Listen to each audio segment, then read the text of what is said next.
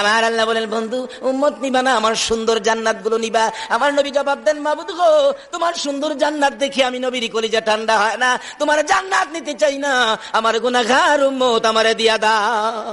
আল্লাহ কয়, বন্ধু তুমি কোনো প্রশ্ন করবো নি? নবী কয়, আমি একটা প্রশ্ন করবো তোমারে। প্রশ্ন উত্তরের পর্ব চলছে। কি প্রশ্ন? আল্লাহ আমার জন্য বলে সব বানাইছো? কয় হ। তাহলে মুসা নবীরে যে নীল দরিয়া বলে উম্মত সহ পার করে দিছো? কহ। তাহলে আমার লেগে সব বানাইছো আর মুসা নবীরে নীল দরিয়া উম্মত সহ পার করে দিছো। আচ্ছা, আমি আর আমার উম্মতের জন্য তুমি কি করবা এটা আমি জানতাম চাই। আল্লাহ কয়, বন্ধু এই প্রশ্ন যে তুমি করবা এটা আমি আগেই জানি। বন্ধু জবাব নিয়ে যাও। মুসা নবীকে উম্মত সহ নীল দরিয়া পার করেছি, তুমি আর তোমার উম্মতের কি করব? বন্ধু গো, মুসাকে নীল দরিয়া উম্মত সহ, তুমি আর তোমার উম্মতের দুনিয়ার কোন দরিয়া নয়, কথা দিলাম তুমি আর তোমার উম্মতের আমি ফুলসিরাতের ফুল পার করে দিব। আমি এই নবীরা আমি একদিন একটা প্রশ্ন করব। মুসার এবার প্রশ্ন করবেন জিবরাইল, মনে মনে রাখলেন। প্রশ্নটা আদায় করলেন কোন দিন? যেদিন উহুদের জমিন কায়েম হয়েছিল। আমার নবীকে যেদিন দুই খান দান দান মুবারক ভেঙ্গি দিল, নবীজি মুখের মধ্যে হাত লাগাইয়া ডাক মারছেন, সাহাবীরা রে কে কোথায় আছো? আমি নবীর দুই খান দান দান মুবারক শহীদ হয়ে গেছে। আবার আঘাত করলে মাথার লোহার টুপি ভেঙ্গে টুকরা হইয়া মাথার ভিতরে ঢুকে গেলে মাথায় হাতটা লাগাইয়া ডাক মারছে, সাহাবীরা রে আমার মাথাও ভেঙ্গে গেছে। এই বলে আমার নবী মাথা চক্কর মেরে জমিনে পড়ে গেছে। তারপর আমার নবীকে মারতেছে জীবনের শেষ বিদায় করে দেওয়ার জন্য। হযরত জিবরাইল বলেন, আমি দুইটা হাত বাড়াইয়া কুলে লইয়া টান দিয়া সরাইয়া নিয়ে আসলাম।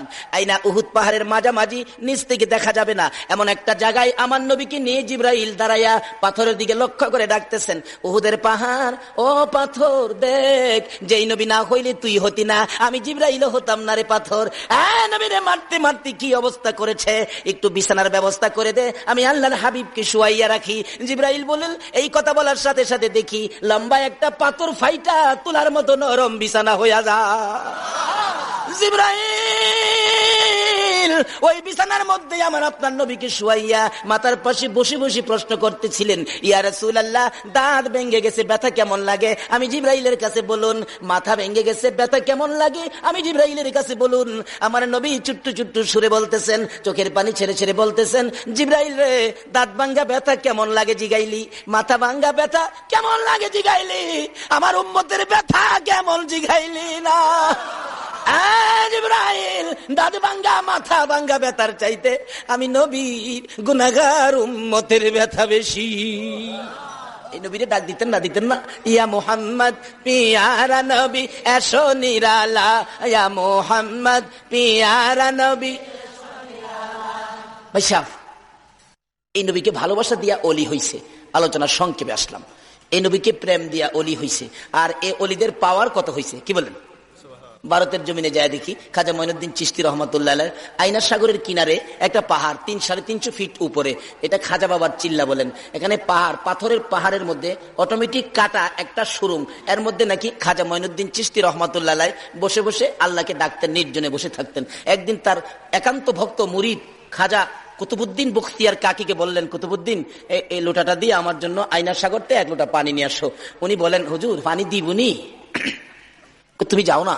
নিচে নামছে, নামলে পাহারা ছিল নদীর মধ্যে, বড় বড় নেতাদের পক্ষ থেকে পাহারা, যে মঈনুদ্দিন মুসলমানকে পানি দেওয়া যাবে না। লোটা নিয়ে যাইতেছে, বলতেছে, আমার হুজুর পাঠাইছে 1 লোটা পানি দিবা, আমার হুজুরের পানি দরকার। কই পানি দেওয়া যাবে না। আরে বাবা, এত বড় সাগরের পানি, আমার 1 লোটা পানি দিলে কি হবে, দেওয়া যাবে না। ডাহে, হুজুর এরা তো পানি দিতে চায় না।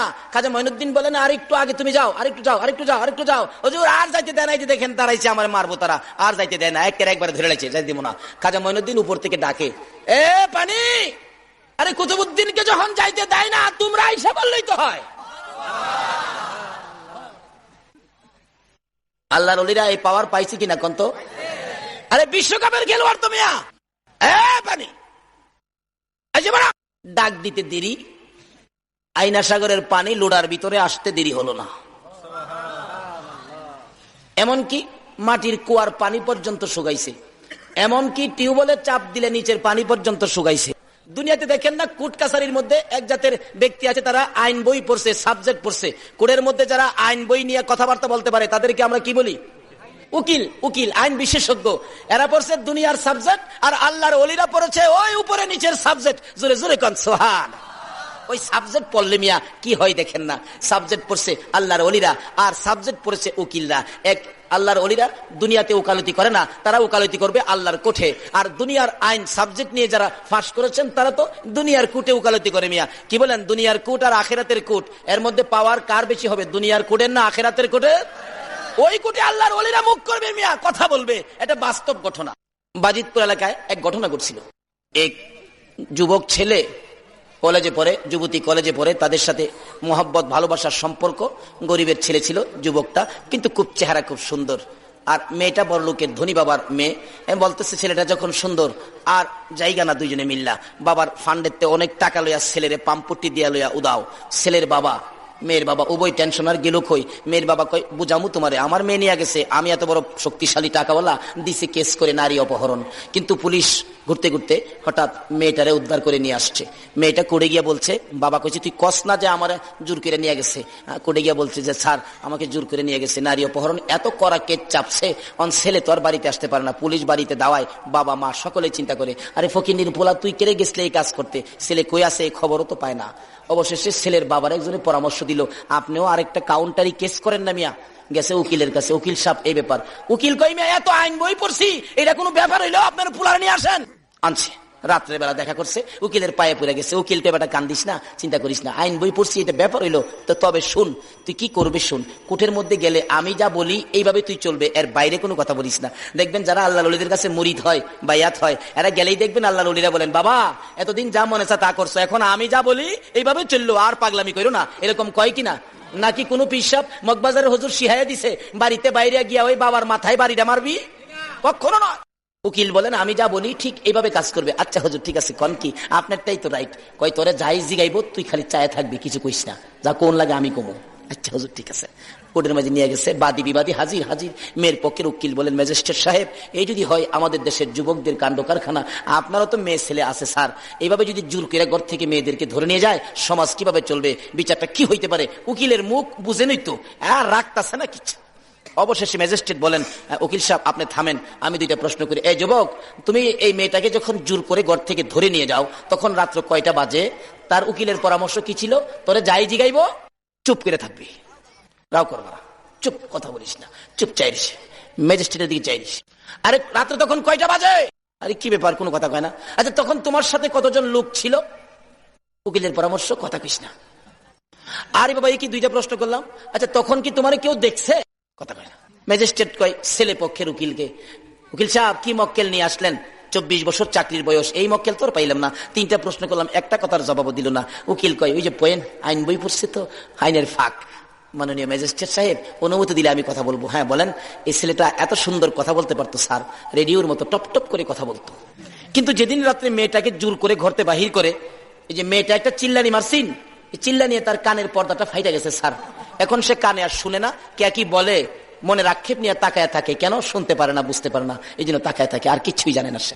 মেয়েটা কয় স্যার পুরোই তো খারাপ, আল্লাহর কসম করে কয় আমি কোনো চিল্লানি দিছি না স্যার। তার পক্ষের উকিলে কয় স্যার চিল্লানি যখন দিছে না তাইলে জোর করে নিছে না। ম্যাজিস্ট্রেট কয় কাজী সাহেবরে ডাক দেন, ইমাম সাহেবরে আইতে কোন। ম্যাজিস্ট্রেট নিজে থাইকা কাজী সাহেব ডাক দেয়, ইমাম সাহেবরে দিয়া মেয়েরে বিয়া ভরা দিয়া দিলে আবার যাবে না। এটা দুনিয়ার আইন বিশেষজ্ঞ, আইন বই পড়ে উকিল যদি এই বেজাল ভাঙ্গিয়া তার সুন্দরী মেয়েকে বউ বানায় দিতে পারে, আল্লাহর ওলিদের কথা মতো যারা পড়বে আসরের দিন যদিও একটু বিপদে পড়েন ওলিদের দিকে তাকায় বেক করে ডকার থাকবেন। আল্লাহকে কি ব্যাপার?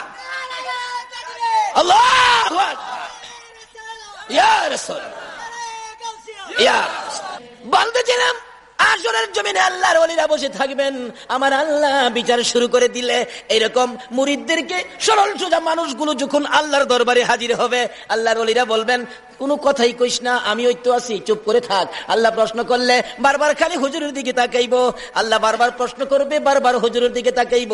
আল্লাহ বলবেন কি ব্যাপার, এগুলি কি নিয়ে আপনি এতদিন চললেন?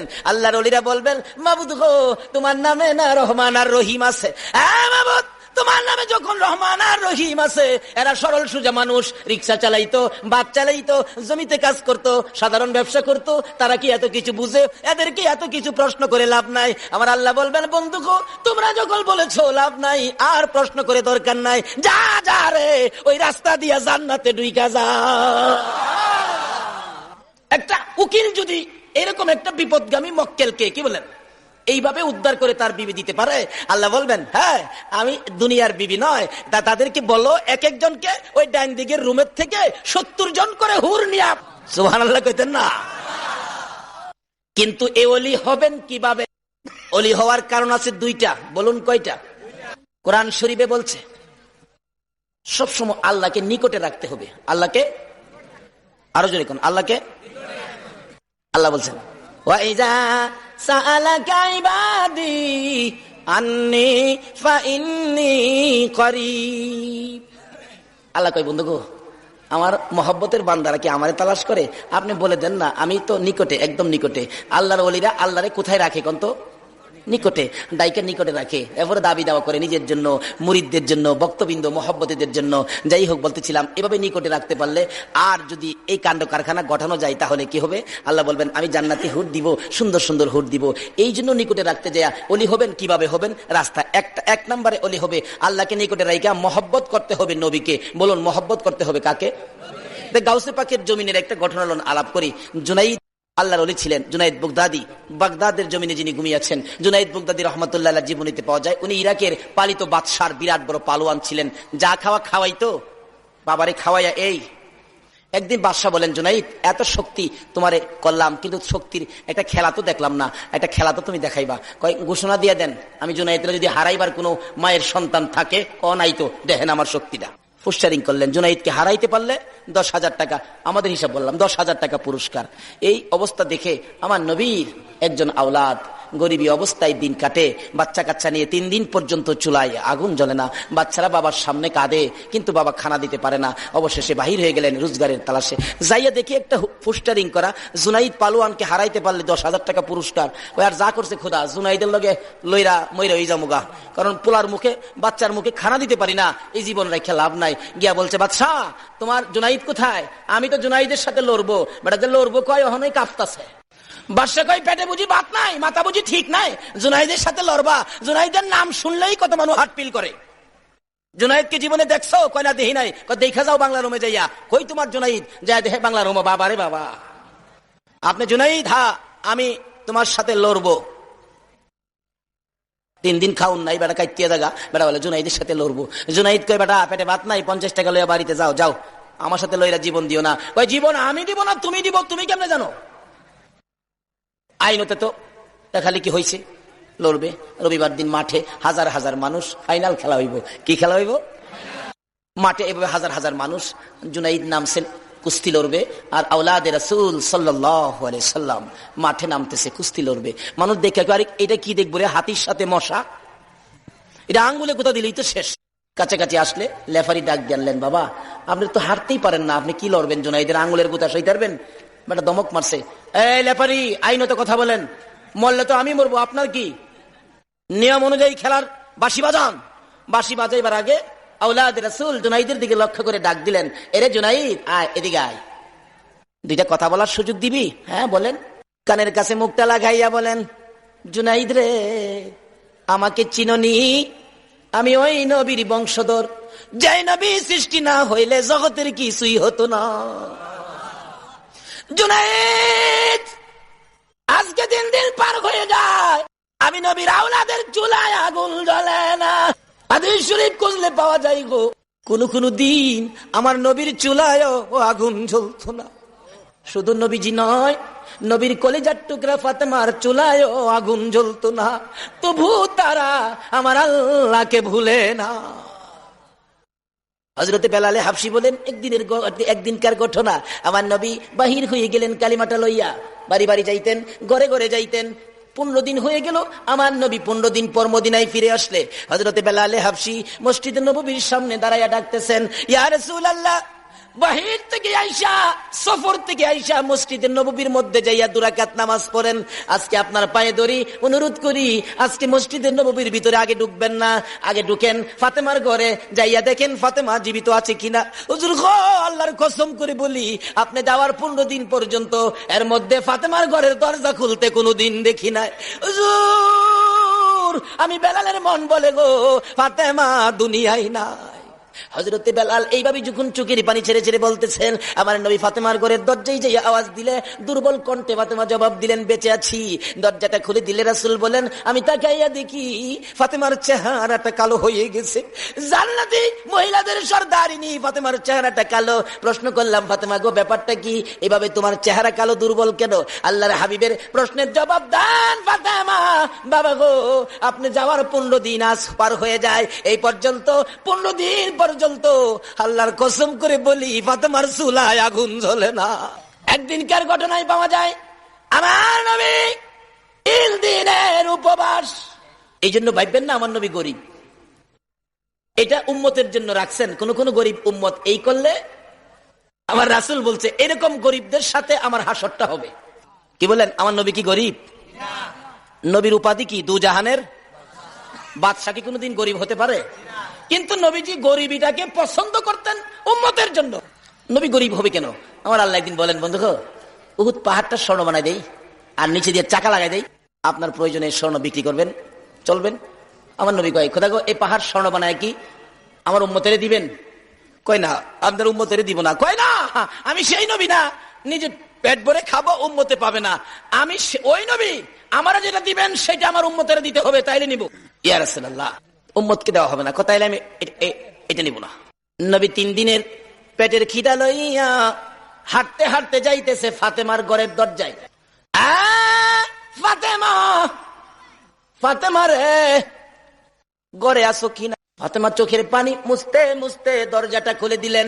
নবীজি গায়ে, ফাতেমা চোখে পানি কেন? 3 দিনের পেটের খিদা ছিল ফাতেমার কাছে, নবীজি বলবেন।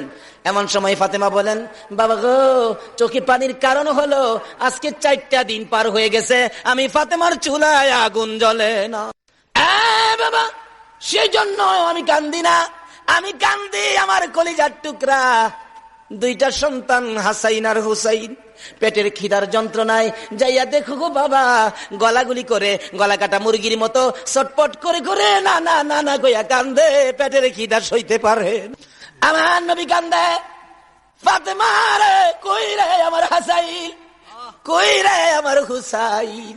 দৌড়াইয়া গেলেন, যায় দেখে 2জনে কান্দে। একজন আরেকজনকে বলে, ভাই ভাই গো, আর আম্মুর কাছে খানা চাবো না, চলো না আমরা 2 ভাই নানার কাছে। আমার নবী আর কোনো কথাই বললেন না, ঘর থেকে বাহির হইয়া যায়। যাইতে যাইতে যাইতে যাইতে এক ইহুদির খেজুরের বাগান, খেজুরের বাগানের পাশে দাঁড়াইয়া ডাক দিলেন, ইহুদি, তোমার খেজুরের বাগানের মধ্যে কোন কাজের মানুষ দরকার আছে? উম্মতেরা গো, এটুক নবী না করলে পারতেন। হাদিস শরীফে আসছে, যে নবী একদিন সাহাবীদেরকে নিয়ে রওনা করলে, সাহাবীরা বলেন, হঠাৎ দেখলাম নবীজি উপরের দিকে হাত বাড়াইলেন, কি যেন আইনা পায়রা খাইলেন। প্রশ্ন করলাম, ইয়া রাসূলুল্লাহ, কোথায় হাত দিলেন, কি খাইলেন? রাসূল বলেন, সাহাবীরা রে, আমি যা পারি তোমরা তা পারবি না। হুজুর কি করেছেন জানতে চাই?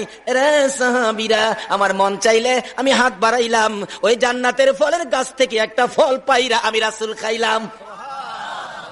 যেই নবী জান্নাতের ফল পাই না দুনিয়ার জমিনে খাইতে পারে গো, সেই নবী কেন ইহুদির বাগানে কাজ করতে চাইলো? এটা হলো আমার উম্মতের শিক্ষা দেওয়া। কারণ আমার উম্মতেরা যদি বিপদে পড়ে অন্যের বাড়িতে কাজ করতেও যায়, তাতে কোনো লজ্জা নাই, কাজ করে খেতে পারো। এই গরিব, দেখো তোমার পক্ষে নবী কত সুন্দর ব্যবস্থা করে কাজ শুরু করে দিবেন। কিভাবে কাজ? কিতাবে আসছে, 1 বালতি পানি উঠাবে, 3টা করে খেজুর দেওয়া হবে। আমার নবী উঠাইতেছে, 8 বালতি পানি উঠাইয়া 9 বালতি পানি উঠানোর জন্য যখন ফেলাইলেন, রশিটা ছিঁড়া বালতি কুয়ার ভিতরে পড়ে গেছে। ইহুদি দূর থেকে দেখে, পানি উঠাও না কেন? দৌড়াই আসছেন, পানি উঠাও না কেন, পানি উঠাও না কেন, পানি উঠাও না কেন? আমার নবী বলেন, বালতি ছিঁড়ে পড়ে গেছে। তুমি বুঝি বালতি ছিঁড়া ফালাইছো? আমি ছিঁড়ি নাই, ছিঁড়ে পড়ে গেছে। এই কথাই কাটাকাটি করে আমার নবীর গাল মুবারকে থাপ্পড় মারছে। নবী ডাক মারছে, ইহুদি রে, 3 দিন পর্যন্ত না খাইয়া আমি নবীর গালের গোশত মনে হয় কমে গেছে রে ইহুদি, এই কম গোশতের গালের মধ্যে আঘাত করেছো, না জানি তোমার হাতের মধ্যে ব্যথা পাইছো। ইহুদি আশ্চর্য হয়ে গেলেন, মারলাম আমি, আমার জিগায় ব্যথা পাইছি নি, এটা কেমন লোক রে, এটা কোন ব্যক্তি হতে পারে রে। এবার আবার নবী বলেন, ইহুদি দেরি করিস না, আমার 8টা বালতি পানির বিনিময় 24টা খেজুর দিয়ে দে রে। আমার হাসাইন আর হুসাইন কান্দে। খেজুর লইয়া যখন রওনা হতে চাইলেন, আমার আল্লাহ বলেন, জিবরাইল আমার বন্ধুর কানে খবর দে, আমার বন্ধু হলেন রাহমাতাল লিল আলামিন, আমার বন্ধুর হাতের সিরা বালতি কুয়ার ভিতরে থাকবে, এটা হতে পারে না, বালতি যেন আমার বন্ধু উঠাইয়া দিয়ে আসে। এবার জিবরাইল বলেন, ইয়া রাসূলুল্লাহ যান কোথায়? বালতি উঠাইয়া দিয়ে যাওয়ার জন্য বলছে। জিবরাইল কিভাবে বালতি উঠাবো? আল্লাহর বন্ধু গো, আপনি রাহমাতাল লিল আলামিন, কুয়ার ভিতরে হাত দিয়ে বালতিরে ডাক দেন, দেখবেন বালতি কিভাবে আসে। আমার নবী কুয়ার পারে দাঁড়াইয়া ডাকে, বালতি রে আয় আমার হাতে আয়। আমার নবী ডাক দিতে দেরি, মরা বালতি নবীর হাতে আসতে দেরি হলো না। ইহুদি বলেন, একই কারবার জীবনে দেখি নাই, বালতি ডাক দিলে হাতে আসে, উনি কে হতে পারেন? বসে বসে চিন্তা করতে করতে দেখে উনি আখিরি নবী গো, রাহমাতাল লিল আলামিন। নিজের হাত নিজে কাইটা ফালাইছে। কি করেছো? কার সাথে বেয়াদবি করেছো? বেহুশ হইয়া পড়ে আছে। ব্যবসায়ীরা লম্বা ঘটনা দেখে মাথায় পানি দিলে জ্ঞান ফিরে আসলে প্রশ্ন করলেন, কি ব্যাপার, হাত কাটা কেন? তোমরা আমাকে আখিরি নবীর দরবারে নিয়ে যাও। নিয়ে গেলে রাসূল দেখেন হাত কাটা। বাবা তোমার হাত কাটা কেন? হুজুর বেয়াদবি করেছি, রাসূলের সাথে হাত কাইটা ফালাইছি। হুজুর গো, আমার বেয়াদবির ক্ষমা হবে নি। আমার নবী বলেন, ইহুদি রে একবার পড়ো, মধুর কালিমা মাপ পাইয়া যাবে। ইহুদি বলেন, সুযোগ যখন পাইলাম হাতটা ভালো করে লই। হুজুর কালিমা পড়ব, শর্ত হলো আমার হাত যদি বালা করে দিতে পারেন। বলুন আমার নবী পারবে কিনা বলুন, নাকি আমার নবী কিছু জানে না? আমার আল্লাহ বলেন, বন্ধু লাগাও, ভর্তি করো তোমার প্রেমের হসপিটালে। আমার নবী ডাকে, ইহুদি রে আয় আমার পাশে আয়। পাশে আইসা যখন দাঁড়াইলেন, নবীর প্রেমের হসপিটালে ভর্তি করে কাটা হাত হাতের মধ্যে লাগাইয়া ব্যান্ডেজ করে দিলেন। বিসমিল্লাহির রহমানির রহিম। ইহুদি বলেন, হাত লাগালের সাথে সাথে জোড়া লাইগা যায়, তাই না টুই না দেখি আগের চাইতে বেশি শক্ত হইয়া গেছে। জোরে কোন সুবহান। বলতেছিলাম এইভাবে আওলাদে রাসূল জুনাইদের পাশে দাঁড়াইয়া বলতেছেন, জুনাইদ রে আমার বাচ্চাগুলো 3 দিন পর্যন্ত না খাইয়া ঘুমায় না, চেহারা কালো হয়ে গেছে, বাবা হইয়া ঘুরতেছি, কোন রুজি রোজগারের ব্যবস্থা পায় না। জুনাইদ পারবিনি আজকে মানুষের সামনে নতি স্বীকার করে আওলাদে রাসূলের মুখে হাসি ফুটাইতে, আমার রাসূল খুশি হইয়া যাইব।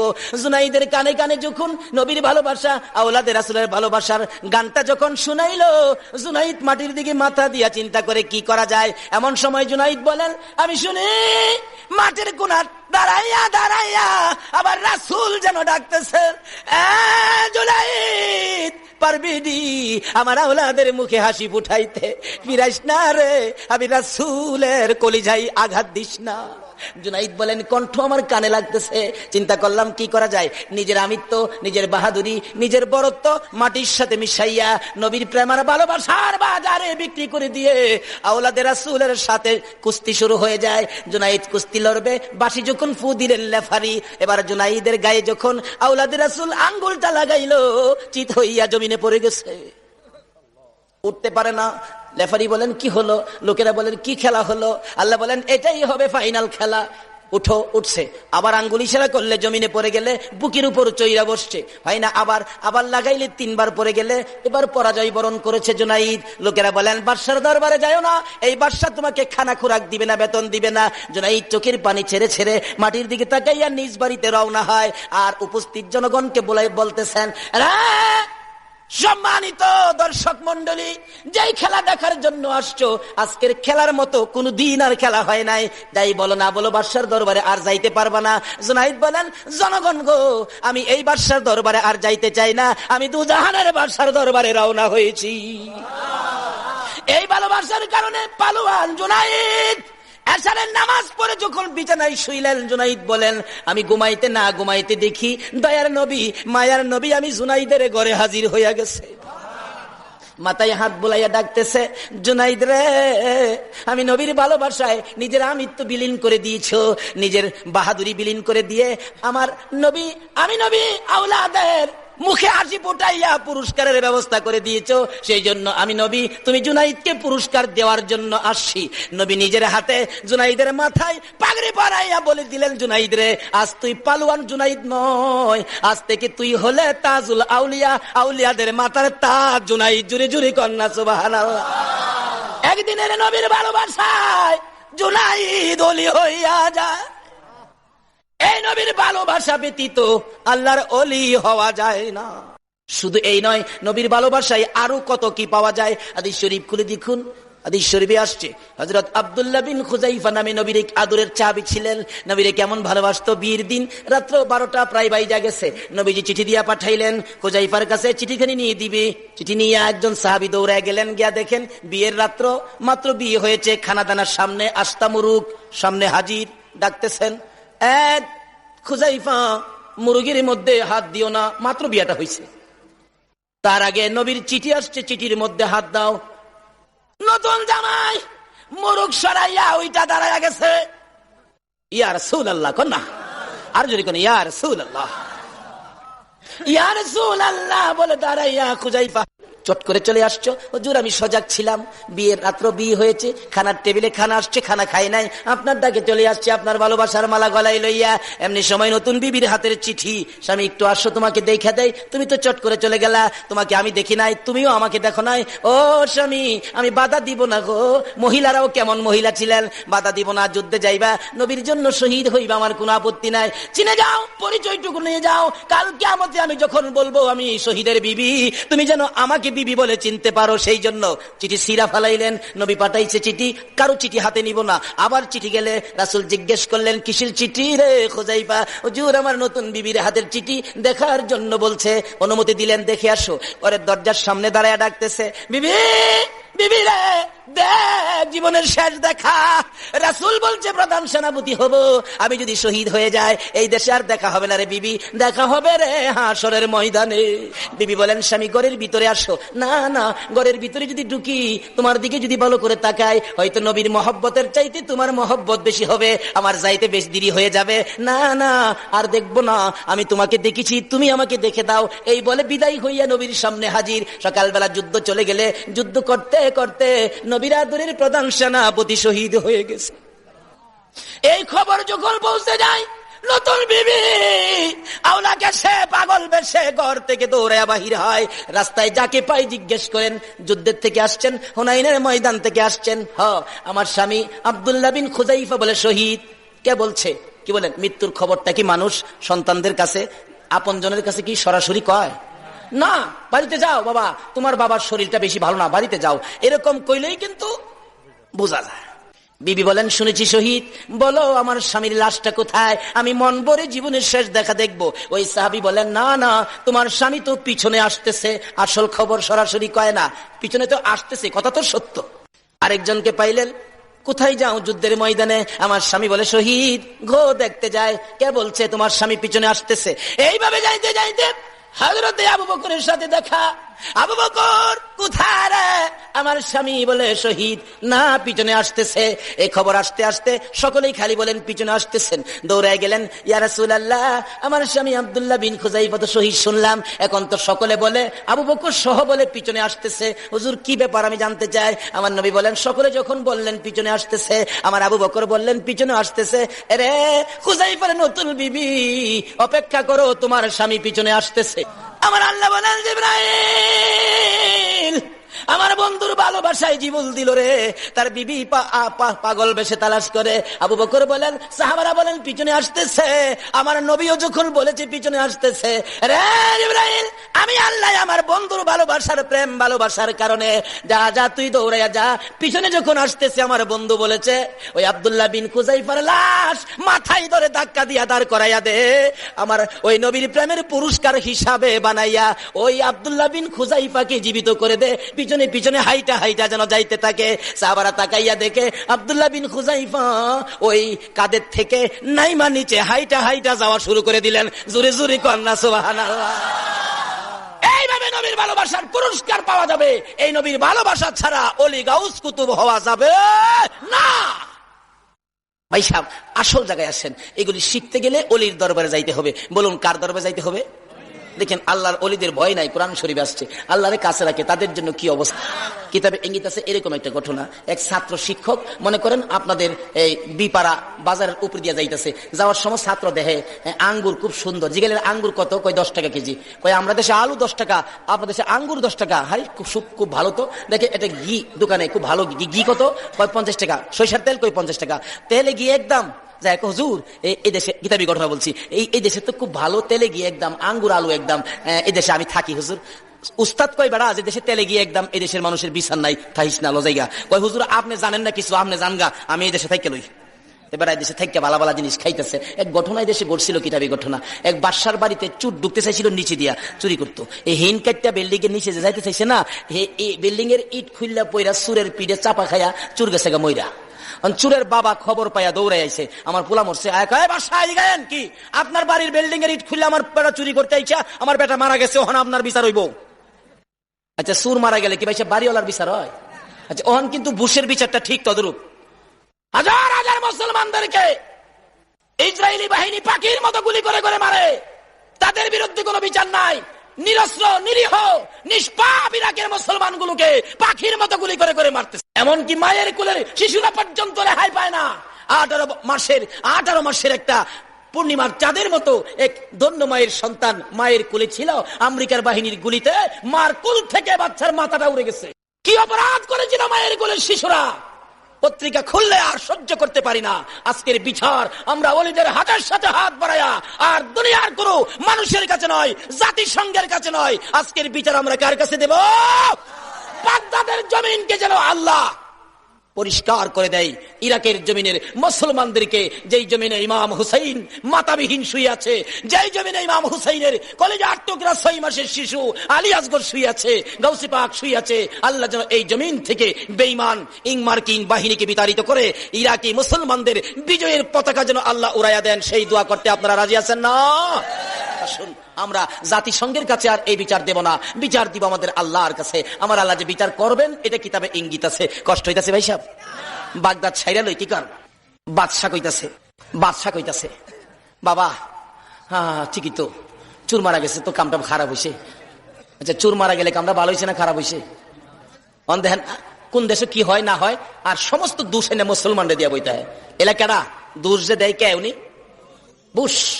বাদশাকে বেটা আমার দোষ তো নাই, কয় বিল্ডিং এর মালিক আমি, কিন্তু বিল্ডিং এর ইট তো আমি লাগাইছি না, রাজমিস্ত্রি লাগাইছে। এই রাজমিস্ত্রি কিভাবে লাগাইলো, এই জন্য ইট খুললা মরছে, তাইলে দোষ রাজমিস্ত্রি রয়েছে। হ্যাঁ এটা কেন রাজমিস্ত্রি আইসে? চাচা কেন ডাকছেন? তুই যে বেটা ইট লাগাইছ, ইট খুললা চুর মারা গেছে, তোর ফাঁসি হইব, বিচার কর এর ফাঁসি। রাজমিস্ত্রি ইট লাগাইলে শুনছেন কোথাও মিস্ত্রির ফাঁসি হইতে? মিস্ত্রি চাচা কন কি কইছি, তোর ফাঁসি। রাজমিস্ত্রি আছিল চালাক, কিতাবি ঘটনা বলছি। রাজমিস্ত্রি কয় চাচা ফাঁসি আমার তো হবে না, তার কারণ হলো ইট তো আমি লাগাইলাম, কথা ঠিক, ইটের লাগানির দোষ তো পরে নাই। আমার যে যুগালি ছিল হেল্পার, হ্যাঁ যে সিমেন্টের বালি যে মিশাইছে, মনে হয় এখানে পানি হ্যাঁ বেশি মারছে, এই দোষে ইট পড়ছে, তাইলে দোষ আমার হবে কেন? দোষের যুগালি রইব। বাদশা কর রাইট, যাও তুমি খালাস। এই আক্কেল আলীরা খবর দেয়। যুগালি আইছে দৌড়ে, চাচা খবর দিচ্ছেন আরো কোনো কাজ কাম আছে নাকি? এদিকে বেটা তুই যে সিমেন্ট বালি মিশাইতে পানি বেশি মারছস, ইট খুলে চুর মারা গেছে, তোর ফাঁসি ধার্য হয়ে গেছে। চাচা কোন কি কাহা? চালাক মিস্ত্রির যুগালি তো কিছু চালাক হই, দেখা যায় উপায় নাই, ফাঁসি হইবই। ওখান দেখেন না যার উপরে যে ধার্য করে বুশ, এটাই রাইট। কি অপরাধ করেছিল ইরাকের মুসলমানগুলো? কি অপরাধ করেছিল? প্রেসিডেন্ট সাদ্দামের 2টা কলেজার টুকরা সন্তান এবং আদরের নাতি আজকে বাবা হইয়া কিভাবে সহ্য করে?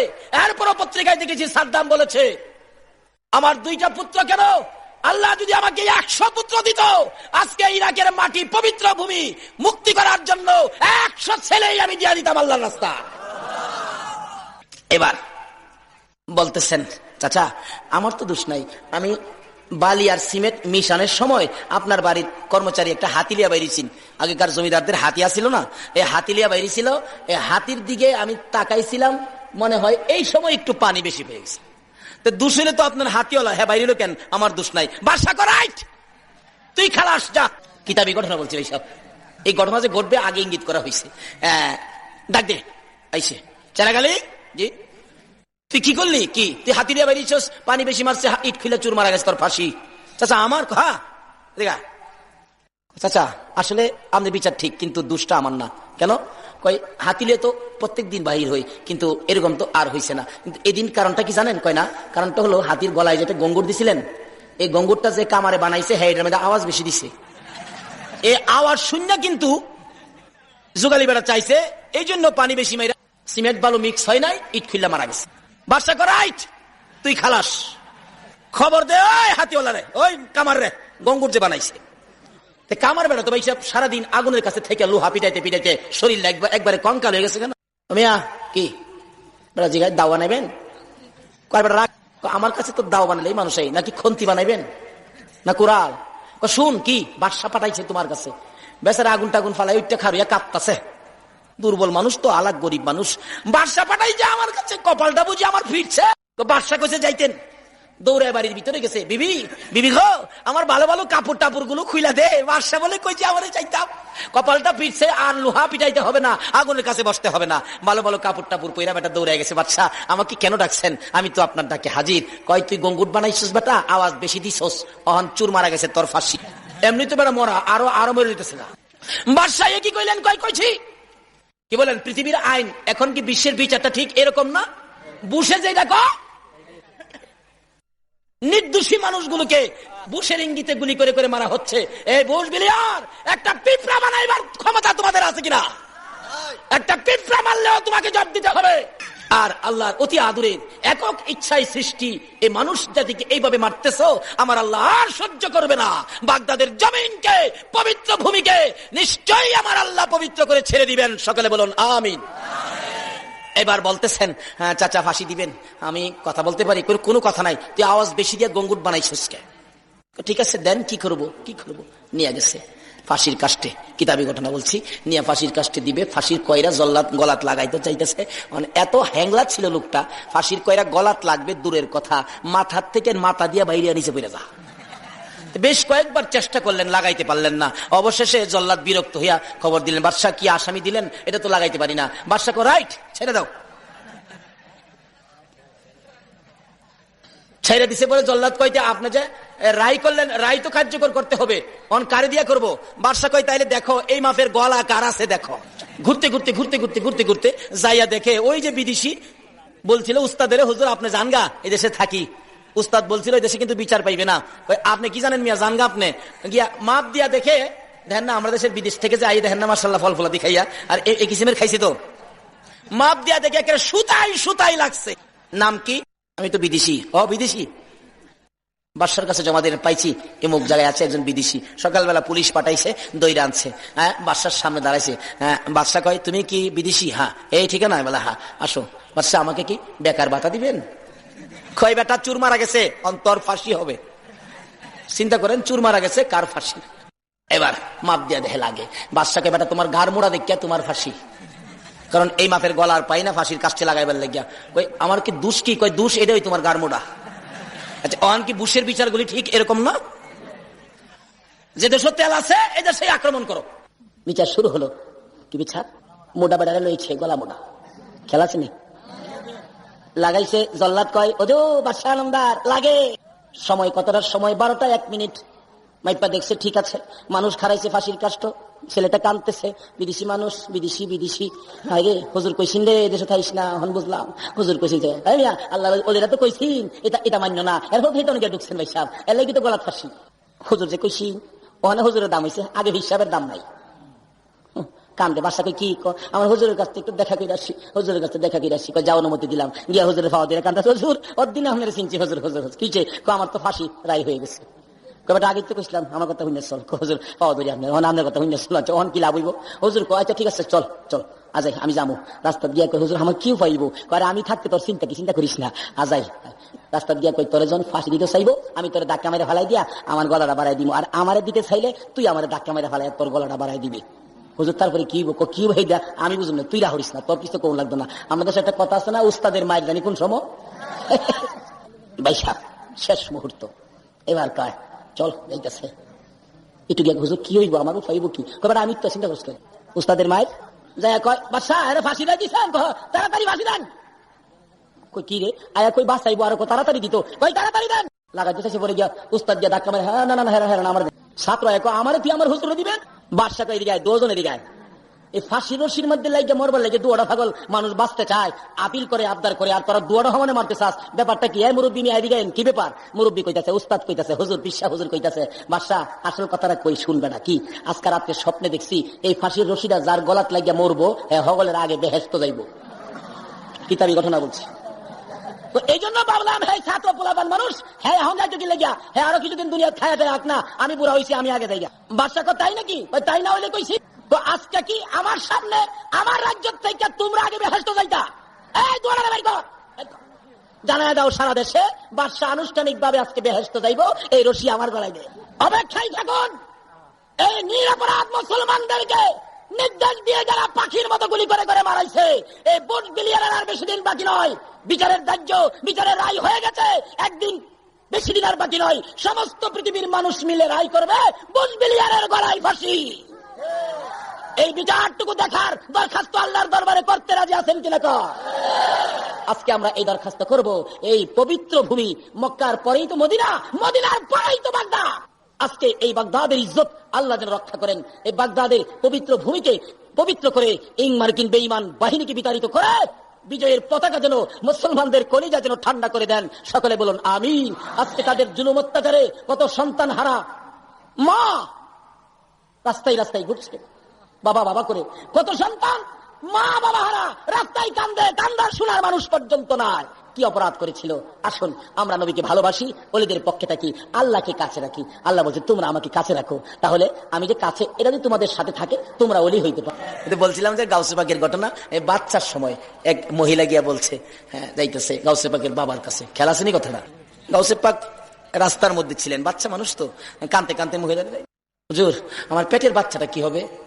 আমার স্বামী বলছে যদি বাড়িতে 6টা মেয়ে, এটা যদি মেয়ে হয় তাহলে আমার তালাক দিবে। আল্লাহ নবীর চোখে চায় দেখে, মা তোমার পেটের বাচ্চারা তো মেয়ে ওই দেখা যা। কানতে কানতে যাইতেছে রাস্তার মধ্যে গাউসে পাক বাচ্চা জিগায়, মা তুমি কানতে কানতে গেলা, আবার কানতে কানতে আসলা, ব্যাপারটা কি? কই গেছিলা? কয় বাবা রে গেছিলাম তো বড় মসজিদের ইমাম সাহেব আবু সালে হুজুরের কাছে, আল্লাহর ওলির কাছে। কি দুঃখ, বাড়িতে 6টা মেয়ে, পেটের বাচ্চাটা কি দেখাইবার লাগিয়া, মেয়ে হইলে স্বামী আমার তালাক দিবে, সংসারটা তা আগুন লাগবে, দেখাইতে গেছিলাম। কয় কি বলছে? উনি বললো পেটের বাচ্চাটাও নাকি মেয়েই হবে। গাউসে পাক বললেন ওলির কাছে গেলেন একটা সমাধানের জন্য, একটা সমাধান দিল না, কাইন্দা গেছেন, আপনাকে খুশি করতে পারলো না, এটা কেমন কথা? আপনি আবার যান, শুনছেন নি? আবার যান। বাবা হ্যাঁ গেছে, আবার আইছেন। রাস্তার মধ্যে ছোট্ট একটা বাচ্চা আমার পাঠাইছে, বাচ্চা পাঠাইছে, উনি তো বুঝছে কে পাঠাইছে, যান যান বাচ্চা মেয়েই হইব, যাও। এই বলছে মন কান্দা বাড়ছে না কমছে? কি আরো কান্দাছেন যে? গেছিলেন? কয় গেছি বলে আমার দমক দিয়া তারাই দিছে, তাই নাকি? আবার যাও। সুবহানাল্লাহ কইতেন না? পাওয়ার আসেনি? পাওয়ার কে দিছে? নামাজ পইরা না সাইরা, গাঁজা খায়া? কিছু বন্ডারা বন্ডামি করে হক্কানি ওলিদের কলঙ্ক করতেছে। কিছু বন্ডামি দেখিয়া এক কিসিমের আলেম কয় এটা বলে শিরিক, এটা বেদাত, এই সেই। আলেমের দল তোমরা ফসা আমই আতাইছো, বালা আম আতাও নাই। কি কন? একটা ফসা আম দেখা যদি সারা দেশের আম ফসা, কথাটা সঠিক হবে না ভুল হবে? কারণ আম থাকলে ফসা বালা থাকবোই, কি বলেন থাকবে না? যাই হোক 2বারের মাথায় যাইতেছে, আবার গেলেনি আমার মারে, কয় আমি লগে যাবো। 2বার ধমক দিয়ে 3বারের মাথায় গাউসে পাক সাথে গেছেন। গিয়া কয় আব্বা কি? তুমি মেয়ে আবার বাড়াবাড়ি করো, বেটারা মহিলাটা আসছে, তার 6টা মেয়ে, পেটের বাচ্চাটা মেয়ে, আমি দেখলাম মেয়ে, আসলে তো ঠিকই দেখছে মেয়ে, আমি তো বললাম মেয়ে, তুমি আবার পাঠাইছো? হ্যাঁ বাবা আমি পাঠাইছিলাম, অলিদের কাছে আইসা যদি মানুষ শান্তি না পায় আর যাইব কই? অলিদের কাছে আইসা যদি মানুষ সমাধান না পায় আর যাইব কই? মুসা নবীর আমলে এক পাগল ছিলেন, জুন্নুন পাগল, মতান্তরে অন্য নামও হতে পারে। এক মহিলার সন্তানাদি নাই, তুর পাহাড়ে যাইতেছে মুসা, পিছনে দায়, হুজুর তুর পাহাড়ে যাইবেন কহ, আল্লাহর সাথে কথা কইবেন বলে, তো জিগাইছে আল্লাহ আমার সন্তানাদি হয় না কেরে? মুসা জিগাইছে আল্লাহ সন্তানাদি হয় না কেরে? আল্লাহ কয় মহিলার বাজেট নাই। পরের দিন কই দিছে তোমার সন্তান হবে না, বাজেট নাই। আল্লাহ বাজেট না করলে আর বাজেট করাবার ক্ষমতা আছে? এসে পড়ছে। আরে পাগলা ঘুরে আর ডাহে, 1 রুটি 1 লারকা, 2 রুটি 2 লারকা, 3 রুটি 3 লারকা। বেডি কয় এদিকে রুটি খাইবি? হ্যাঁ দিছে রুটি, খাইয়া কয় একটা ছেলে দেলাইস, আরেকটা খাইবি? কয় দে। আরেকটা খাইছে, খায় কয় 2টা দেলাইস। কয় কেমনে দেখেন না? এটা মুসা নবীর উম্মত, আচ্ছা মুসা নবীর উম্মতের পাওয়ার বেশি না আখিরি নবীর উম্মতের পাওয়ার বেশি? আরে আখিরি নবীর উম্মতের পাওয়ার মুসা নবীর উম্মতের সাথে হইতে পারে? হাদিস শরীফ খুলে দেখুন না, রাসূল বলছেন উলামা ও উম্মতি কা আম্বিয়াই বনি ইসরাইল, আমার উম্মতের মধ্যে উলামাগণ বনি ইসরাইলের সম্মানী পয়গাম্বরদের মতো পাওয়ারফুলি। তাইলে পয়গাম্বরের মতো উম্মতের মতো হবো কেন? নারে তাকবীর, নারে রিসালাত। জন্নুল পাগল বলেন দুটো ছেলে দিয়া দিস, মহিলা বলেন আরেকটা রুটি খাবি নিরে পাগল, খাবো আরেকটা দে, খায়া কয় তিনটা ছেলে দিয়া দিস, গেছে গা। সময় মতো সিরিয়াল মতো 3 ছেলে হলে একদিন মুসা নবীকে দেখে ডাক দিলেন, মুসা নবী দিগাইন আপনি কি কইলেন? আর আপনারা আল্লাহ বা কি কইলো বুঝি না, আপনারা বুঝি মিশা কথা শিখছেন। কিছে আপনার আল্লাহ না কইছে, আপনি কইছেন আমার ছেলে নাই 3 ছেলে দি, কই লালু কালু ফালু কই এদিকে আয়, 1 2 3 1 2 3, উল্টা গনে একবার বাউ গনে একবার। দেখছেন মুসা কয় খোদা গো একই ব্যাপার, একই ব্যাপার আপনারা কইছেন, কয় কইছি তো ছেলে দিলেন কে রে? কই মুসা রে এমন এক পাগলে ধরছে রে, বাজেট নাই বাজেট করতে হইছে। আরে আগের খেলার প্লেয়ার যদি এত বড় বাজেট করাইতে পারে তাহলে বিশ্বকাপের খেলোয়াড়ের বাজেট কত বড় হবে? মুসা বলে এটা কেমন কথা গো, বাজেট নাই বাজেট করলে এটা কেমন পাগল, কে এত পাগলামি করেছে আমি দেখতাম যদি। আল্লাহ কয় মুসা রে কি আমার একটা মানুষের গোশত নিয়ে আস, একটা টুকরা গোশত নিয়ে আসো। একটা ব্যাগ দিলেন, ছুরি দিলেন, ঘুরে যারে পায় আকেলানি মিয়া এক টুকরা গোশত আল্লাহ চাইছে। মুসা নবী মাথাটা বুঝি খারাপ হইছে, আল্লাহ কি জীবনে গোশত খায়? যাই কয় খালি কয় পাগল মাথা খারাপ, সারাদিন ঘুরলো পাইলো না, সন্ধ্যার সময় দেখে তা পাগল করে এক রুটি এক লারকা, এ রুটি এ লারকাওয়ালা দাঁড়া রে, ও লারকাওয়ালা দাঁড়া, জোরে জোরে কন্যা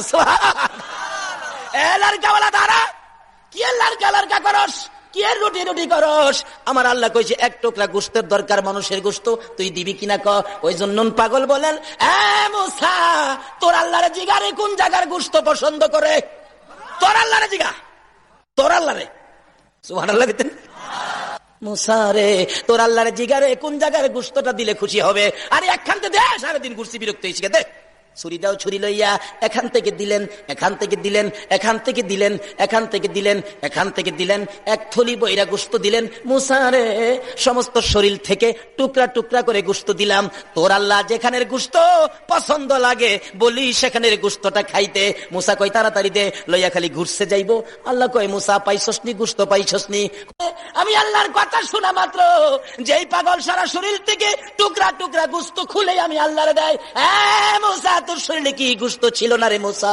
তুই তো পারলি না এক টুকরা গোশত দিতে। যেই পাগল আমি আল্লাহর কথা শুনে টুকরা টুকরা করে গোশত সারা শরীর থেকে খুলে খুলে দেয়, ওই পাগলে একটা কেন দুইটা তিনটা কেন? ওই পাগলে যদি আমি আল্লাহর কাছে কোনো জিনিস আবদার করে রে, বাজেট না থাকলেও বাজেট করে আমি দিয়া দিতে রাজি।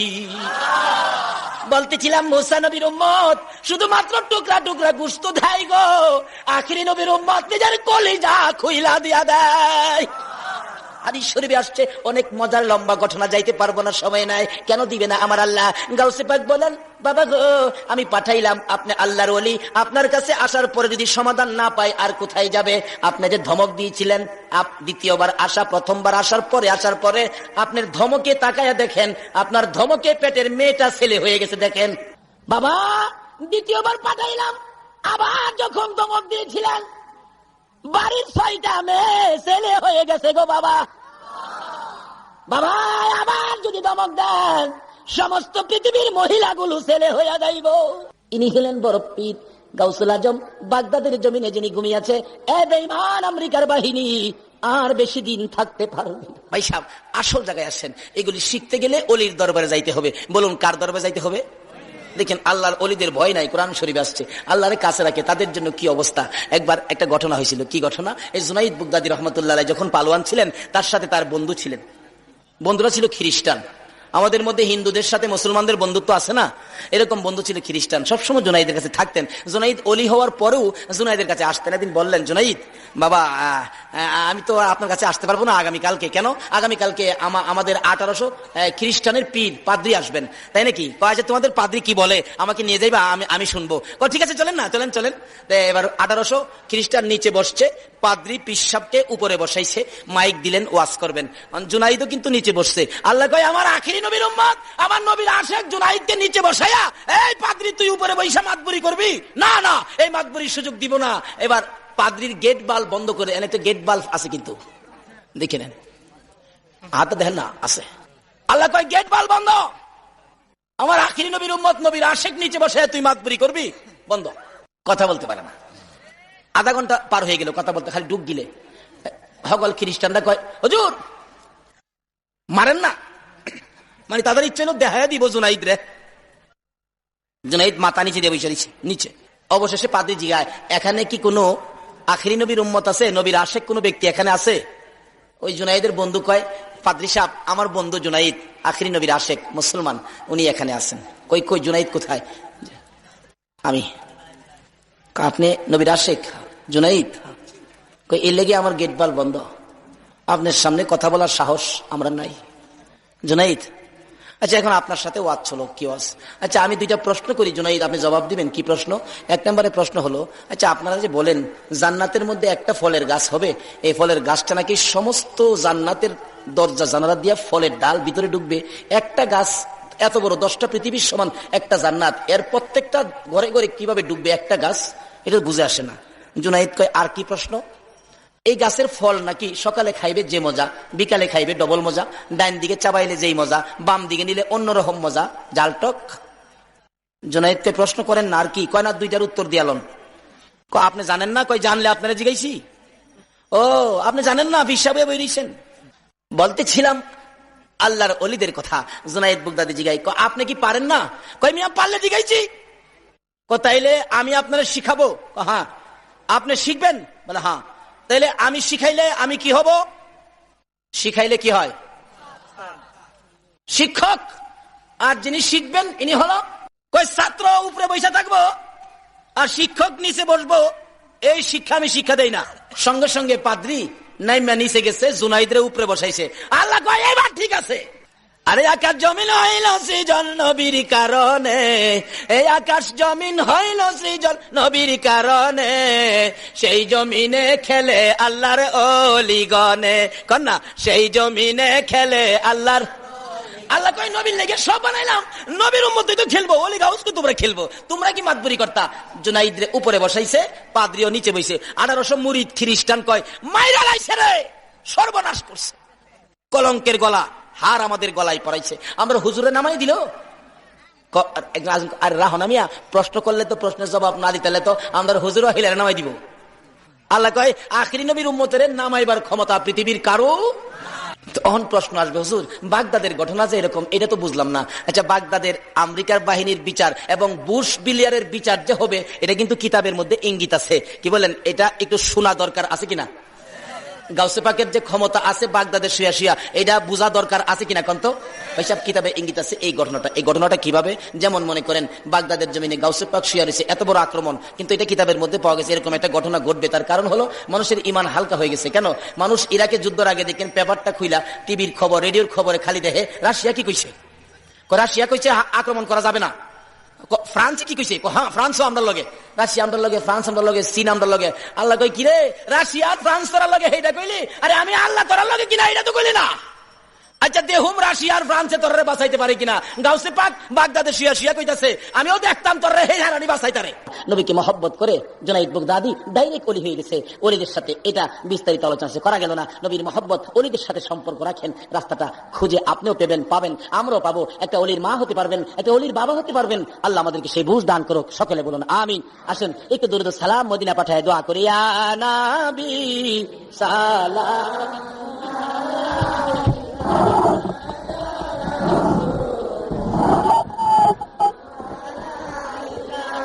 ইয়া হাবিব সালাওয়াতুল্লাহ দরদি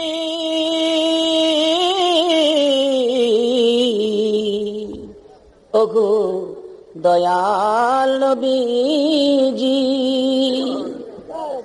মনেরি আশা বেদনা আমরা কি মদিনায় যাব না? কোন পথে হব রুয়ানা আমরা তো সেই পথ চিনি না, ইয়া নবী সালাম ইয়া রাসূল সালাম আলাইকা, ইয়া হাবিব সালাওয়াতুল্লাহ। নবীজি ওগো গুনাহগারের বন্ধু, মায়ার নবী, দয়ার নবী গো, তুমি কেন গো খোদার আরশে গেলা না? কেন গো জান্নাতুল ফিরদাউসে গেলা না? তুমি কেন গো সিদরাতুল মুনতাহায় গেলা না? কেন গো মদিনার মাটিতে শুয়ে কান্দো? ও মায়ার নবী, দয়ার নবী গো, ও মায়ার নবী, দয়ার নবী গো। 63 বছর কাঁদছো তুমি উম্মতি উম্মতি বলিয়া, এখনো কান্দিতে আছো মদিনাতে শুইয়া। মদিনা রে ও সুন্দর মদিনা, মদিনার পাহাড়, ও পাহাড় রে তুই কত ভাগ্যবান, পাহাড় হইয়া দেখছো আমার দয়াল নবীকে। মদিনার হরিণ, ও সোনার হরিণ রে তুই কত ভাগ্যবান, হরিণ হইয়া দেখছো আমার দয়াল নবীকে। উম্মত হইয়া দেখলাম না গো, দুঃখ রইল মনেতে, মনের দুঃখ মনে লইয়া জানাই তোমায় লাখো সালাম, ইয়া নবী সালাম ইয়া রাসূল সালাম ইয়া হাবিব সালাম আলাইকা সালাওয়াতুল্লাহ। बेजाए रब मेरे दुरूद अपने मुदम बिकमालिकी कशफत दुजा बिजमालिकी असनत जमीओ खिसालिकी सल्लो अलैहि वालिकी सल्लिमो या कौम बल सल्लो अला सद्रिल अमीन मुस्तफा मा जा इल्ला रहमतल लिल आलमीन। अशर दुआ कन अल्लाहुम्मा आमीन। ربنا ظلمنا أنفسنا وإن لم تغفر لنا وترحمنا لنكونن من الخاسرين رب ارحمهما كما ربياني صغيرا। রব্বুল আলামিন, রাত্র শেষ, খোদা গো কবে জানি আমাদের হায়াত শেষ হয়ে যায়। শাবান চাঁদে জান্নাতের বাগানে বসে জান্নাতি মেহমানদেরকে নিয়ে হাত বাড়াইলাম। প্রভু তুমি যার প্রেমে সব বানাইছো, ওই নবীর উপর দুরূদ ও সালাম মদিনা পাঠাইলাম। আমাদের দুরূদ ও সালাম গুলো পাখির মতো উড়াইয়া উড়াইয়া নবী পাকের রওজায় পৌঁছাইয়া দাও। মাবুদ, খাস করে এই অলির দরবারে একটা রাত্র শেষে আমরা যারা হাত বাড়াইছি, আল্লাহ গো দেখো তোমার বান্দারা ভিক্ষুকের মতো বসে রয়েছে। দুনিয়ায় যারা ভিক্ষা করে বাসন নিয়ে বসে থাকলে পয়সা পায়, টাকা পায়, আমরা যে তোমার দরবারের ভিক্ষুক হইয়া হাত বাড়াইলাম, তুমি আমরা রে কি দিবা গো আল্লাহ। জানি না কবে জানি এই দুইটা হাত আর বাড়াইতে পারবো না, কবে জানি এই দুইটা হাত কাফনের ভিতরে ঢুইকা যায়, কবে জানি দোকান বন্ধ হয়ে যায়, কবে জানি অফিসে কালো নিশান উড়াইয়া দেয়, কবে জানি মাইকে জানাজার খবর শুনাইয়া দেয়, কবে জানি কার সন্তানেরা এতিম হইয়া যায়। মাবুদ গো, এতিমের ঘটনা বলতে গেলে আমার কলিজা মানে না। আমার বড় ভাইয়ের 5টা বাচ্চা এতিম। গত রমজানের করুণ দৃশ্য, কার একটা বাচ্চা ছেলে জানি নতুন জামা পরে হাঁটতেছে। আমার 5 বছরের ছোট্ট ভাতিজাটা দেখে জিগায়, এই জামা তোমারে কে কিনে দিছে? আমার আব্বু। আমার ভাতিজাটা কয়, তোমার আব্বু আছে? চোখের পানি সাইরা দিছে। ওই ছেলেটা জিগায়, তুমি কাঁদো কেন? আমি কাঁদি, তোমার আব্বু কত সুন্দর জামা কিনা দিছে। বাইরে আমার আব্বু না, আমার মা বলেছে আমরা বলে এতিম হয়ে গেছি। কান্দি, ঈদে নতুন জামা কে কিনা দিব। তার মা কান্দার আওয়াজ শুনে দৌড়ে আসছে, বাবা কেন কান্দো? মাগো এত নতুন সুন্দর জামা দেখছনি? তার আব্বু বলে কিনা দিছে। আমরা যে আব্বু নাই, জামাই আমরা কে কিনা দিব? মা গো আমার আব্বুর কবরের পাশে নিয়ে যাও না, আমি আমার আব্বুরে বলবো আমার জামা কিনা দিয়া যাও। তার মা কান্দে, মাবুদ গো কি আগুন লাগাই।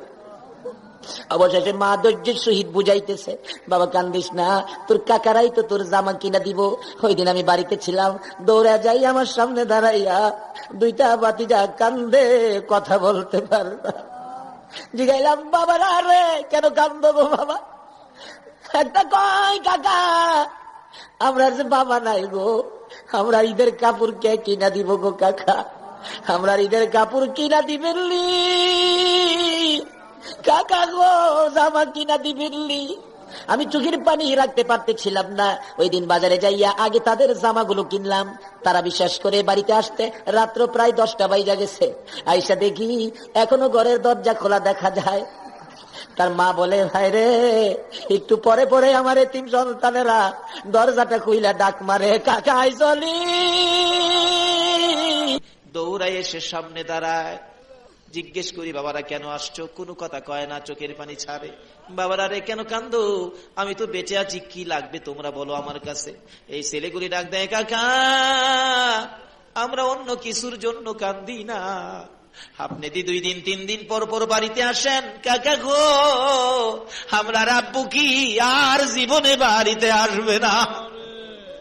হ্যাঁ মাবুদ, এইভাবে কবে জানি কার সন্তানেরা এতিম হয়ে যায়, কবে জানি কার জীবনের শেষ গোসল হয়ে যায়, কবে জানি জীবনের শেষ বিদায়ের অনুষ্ঠান হয়ে যায়। ওই দিন আসার আগে আমরা যারা হাত বাড়াইছি গো আল্লাহ, দেরি করো না, ফিরাইও না, ঘুরাইও না। এই মুহূর্তে আমাদের সকলের জীবনের গুনাহগুলো ক্ষমা করে দাও।